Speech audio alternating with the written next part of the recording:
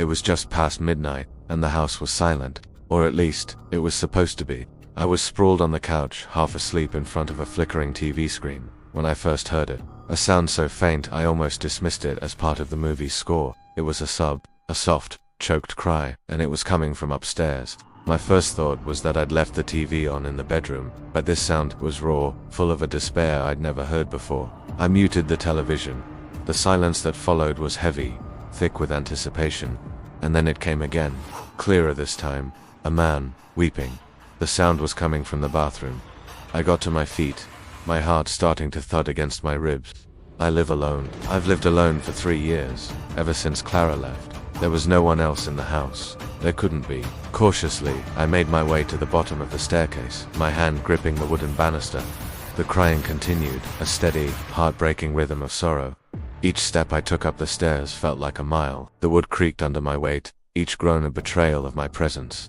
The crying didn't stop. It was as if whoever was up there didn't care if they were heard. Or worse, they wanted to be heard. As I reached the top of the landing, the sound was much louder, echoing from behind the closed bathroom door.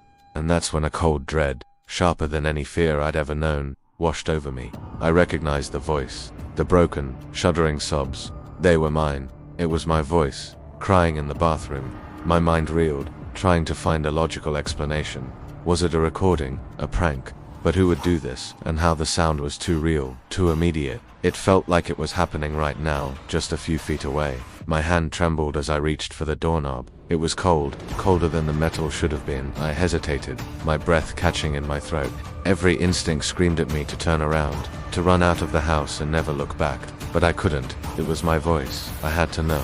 I took a deep, shaky breath, turned the knob, and pushed the door open. The room was dark, the only light spilling in from the hallway behind me. The crying stopped the instant the door swung open. A sudden, jarring silence filled the space.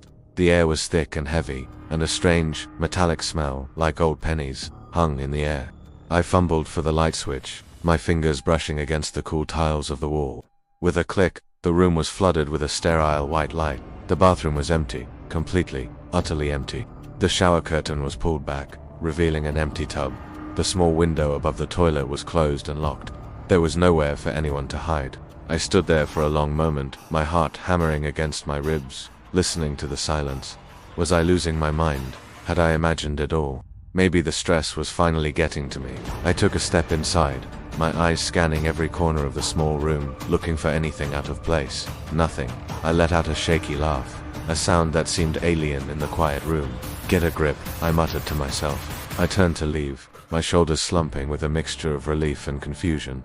And that's when I saw it, my reflection in the large mirror above the sink. I looked tired, my face pale, dark circles under my eyes. But it wasn't my own appearance that made me freeze. It was the condensation. The mirror was fogged up, as if someone had just taken a long, hot shower, but the air in the room was cold. I hadn't used the shower all day. My breath hitched as I stared at the fogged glass. It was thickest in the center, obscuring my reflection. As I watched, mesmerized by a fear I couldn't name, something began to appear in the mist. A single stroke, as if drawn by a finger, then another, and another.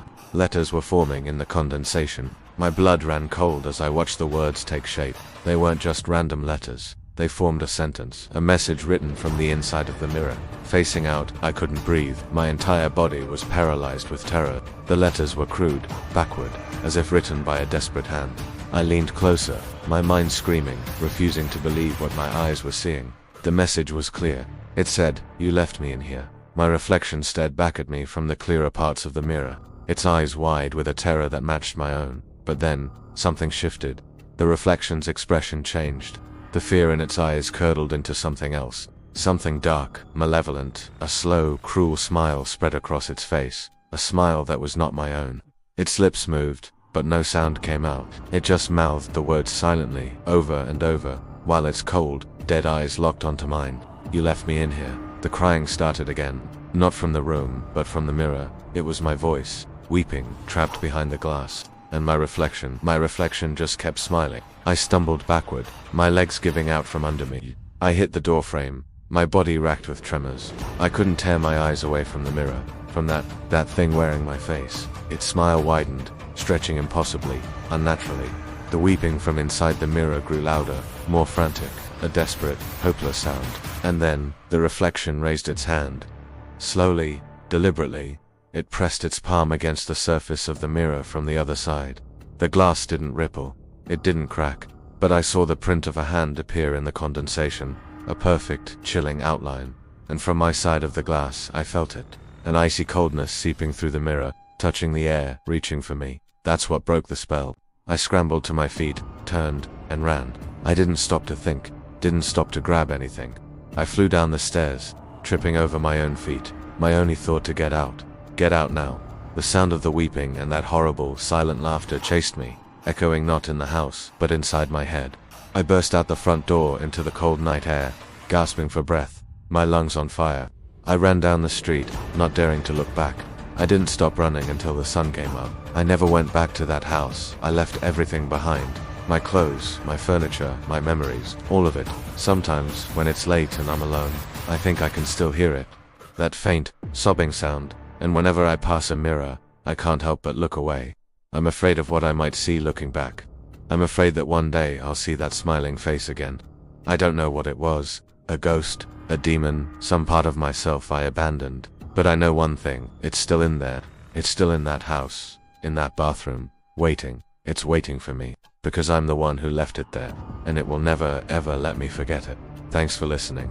If you enjoyed this story, don't forget to like and subscribe for more. Stay safe out there.